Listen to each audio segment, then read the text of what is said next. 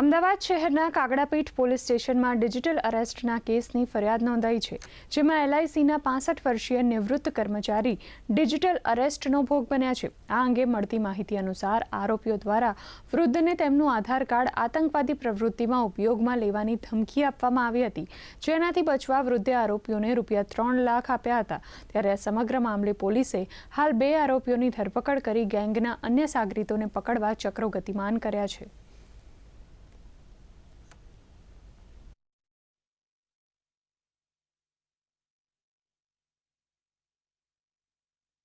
વ્યક્તિને ફોન આવેલો હતો અને ફોનમાં તેઓએ પોતાની પહેચાન મુંબઈ પોલીસના અધિકારી તરીકે આપીને તેઓને તેવું ધમકાવ્યા હતા કે જે વ્યક્તિ છે તેનો આધાર કાર્ડનો ઉપયોગ ટેરરિસ્ટ એક્ટિવિટીઝમાં થયો છે।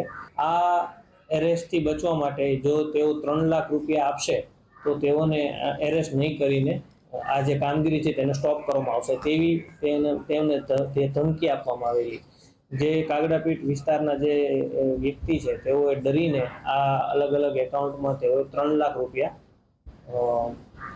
તે અજાણ્યા વ્યક્તિઓને આપ્યા હતા। ₹3 લાખ આપ્યા પછી તેવું લાગ્યું કે તેમની સાથે સાયબર ફ્રોડ થયો છે। તાત્કાલિક તેઓએ કાગડાપીઠ પોલીસ સ્ટેશનનો સંપર્ક કરેલો, જે અનુસંધાને એક ગુનો દાખલ કરવામાં આવેલો, જેમાં બીએનએસની કલમ 204, 308, 318(4) અને આઈટી એક્ટની કલમ 66D અનુસંધાને ગુનો દાખલ કરીને આગળની તપાસ હાથ ધરવામાં આવેલી।